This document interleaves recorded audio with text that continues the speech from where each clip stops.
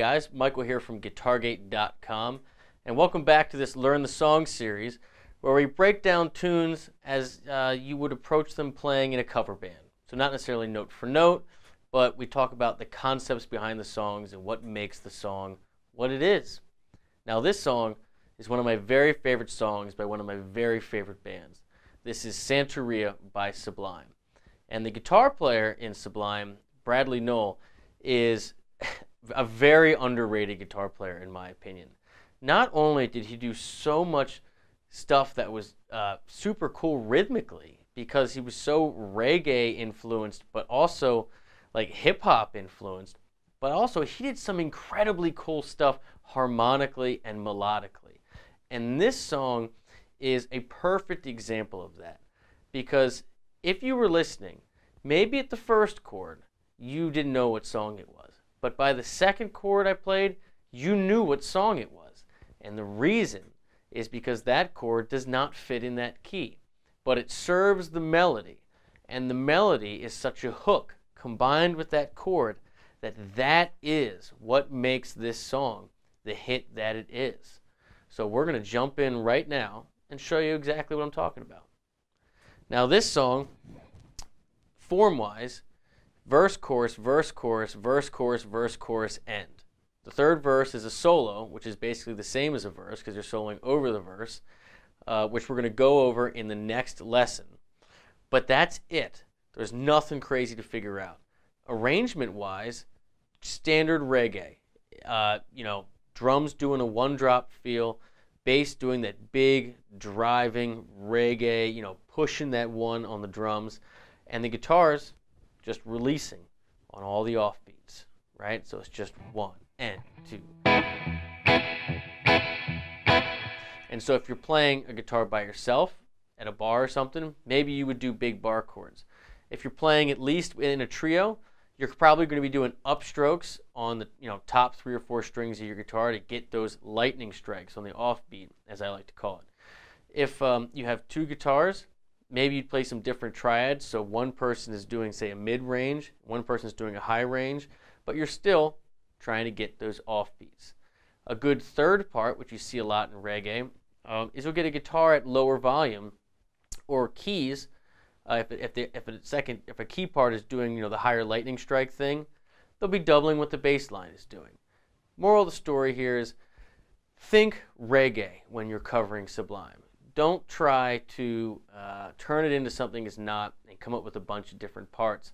Just honor that driving one, for the kick drum, for that one drop drum beat, big fat bass line which just pushes the drums, and all the release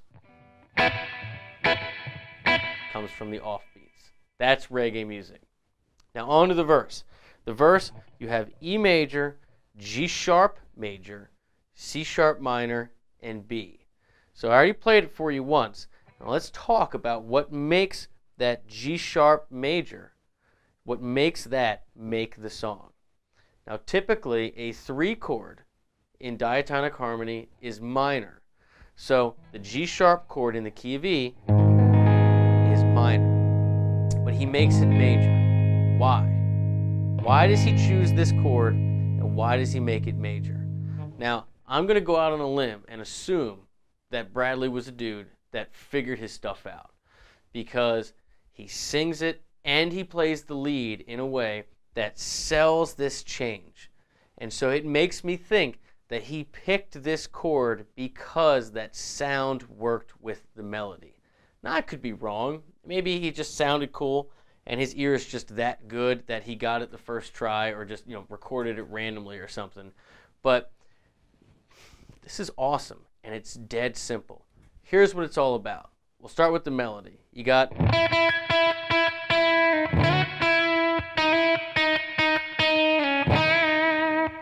right away, you can hear when I'm going to that second chord.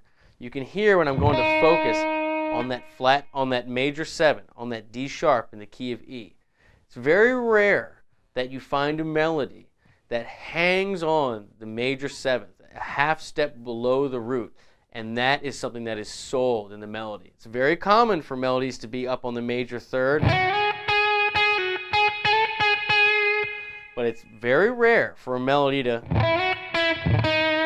be right there, because you hear that and you're thinking, whoa, that's a 5 chord. Like, that is something different. And so what he's trying to do, he's trying to get from E to D sharp to C sharp. So if he's in the key of E major, that gives him, obviously, E is the root of his 1 chord. That's where he's starting. And then he's getting to C sharp, which is the root of his 6 chord. So now, what to do with this D sharp note? What do we do? What are our diatonic options? Well, since something can either be a root, a third, or a fifth, we know it can't be a root of something, because if we build a chord off of this note, we get D sharp diminished, and that just is not going to fly, right? That doesn't stick with the vibe. Your other 2 choices are make it a third, which would be third in B, which doesn't work at this point, because after C sharp, we go to a B. And since 5 always wants to resolve back to 1, B wants to go to E. And since we're not going to E after this note, it doesn't really make sense, because we just came from E, right? But which is interesting about this is that he does this in the chorus. And that's a great thing that's different between the verse and the chorus. I'll show you. So what that leaves us is with this note being a fifth. And this fifth is in the chord G sharp.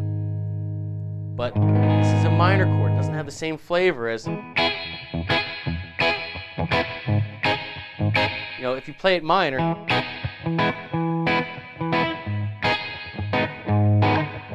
it doesn't carry that same happy reggae vibe, right? So what does he do? He simply makes it major. It's not in the key, screw it. He just makes it major. And what does it do? It achieves 2 excellent functions. One, it grabs your attention, because right away you know that's not in the key. Even if you don't know anything about music theory, you hear the 2nd chord of this song, you're like, what is that? It's got you. And then what does it do? And not just give you that D sharp that you need, but it wants to go somewhere. It is a secondary dominant. When it goes to this C sharp minor, it is acting like a 5 chord, right? So imagine G sharp 7 is a 5, wants to go to C sharp. And we make it minor. It doesn't have to be C sharp major, right? Because you don't always have to do that, because what you're really going after is that major third of the 5 chord, resolving up a half step, the leading tone, to the root of the 1 chord. That's a functioning dominant chord, right? But we're just playing triads. You don't have to play the 7th, because all we really want is that. So we get that, and we get this, which we need, right? We get that major 7th in the key of E to get our melody, and it stands out, so it grabs the listener. Super simple, super genius. That's what makes so much of Sublime stuff work. Bradley is just awesome. I miss you, brother. Really good stuff. Anyhow, got caught in a vortex there, but it's important, because that's what makes songs like this awesome. E, right, G sharp major, C sharp minor, 5, E. If you have 2 guitars, make one go up.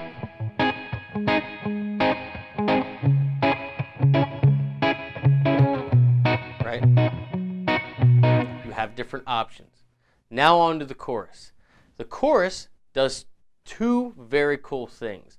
One, the rhythm changes a little bit from being all in the offbeats to being arpeggiated and opening up and kind of floaty. So instead of the lightning strikes, you get the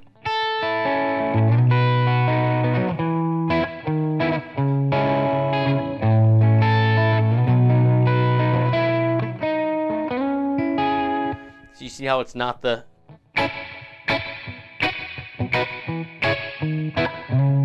right? It's opened up. So that's the first thing to notice. If you're, again, playing in this band, You want to make sure that everybody in the band acknowledges that this is a more open part. Play it as such. The second thing that this does, which is very cool, is it has that same walk down, that E, D sharp, C sharp, but it does it after we have an ascension of notes. So it goes A, B, and then it's E,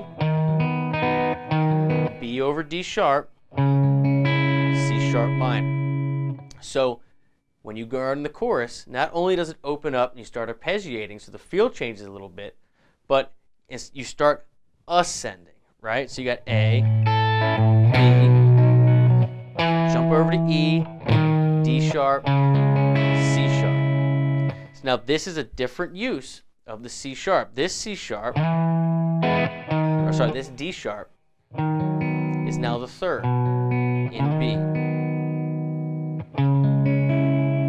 And this works really, really well because it creates that contrast between the verse and the chorus. And it's what makes it so when you go back into the verse from this, you get...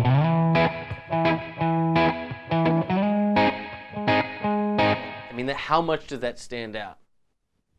That's the whole point. Then after the chorus, the very last time, it just does this walk down in the key of E major. You have...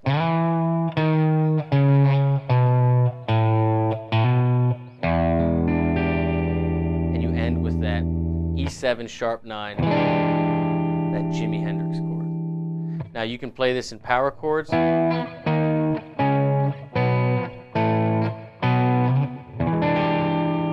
Single notes, octaves, arrange it however you want with your band. But that's the best way to end this song. Just let that E7 sharp 9 just ring out. And that is basically the whole song. We're going to go over the solo in the next series where I break down just how great his lead is and all the different parts, about how he sells that G sharp major because it gives him that D sharp. I know I'm going deep in theory land with this, but I just can't stress enough how something so simple can be so powerful and so memorable. And Bradley Nowell was really phenomenal at pulling that off. I just can't stress it enough. I just wish there were more Sublime records because, you know, everybody needs more reggae stuff in their set. You know, everybody needs to listen to more reggae. But the guitar playing, the harmonic and melodic stuff that they do is so hooky. It's so memorable, and it's not cheesy at all. I mean, it's just fantastic. It really is. So that's my Sublime spiel, Bradley Nowell spiel. And if you like this concept of a lesson series where we talk about the concepts of songs and not so much the note for note, please subscribe, share, tell your friends. It really does help me out. And don't forget, drop a hashtag #LearnTheSong in the comments and request a song you'd like to see me do. And I'll see you in the next one where we break down the solo of this song.